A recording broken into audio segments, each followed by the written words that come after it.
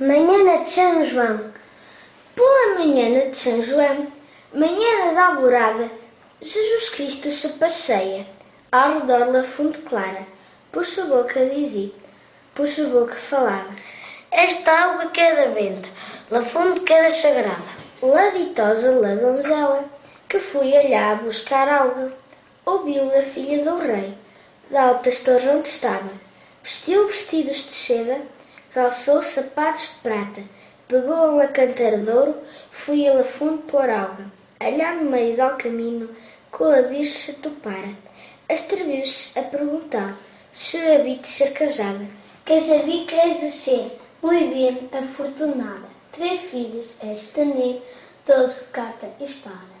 Um será bispo de Roma, outro cardeal de Braga, e do mais pequeno deles ser uma bicha sagrada.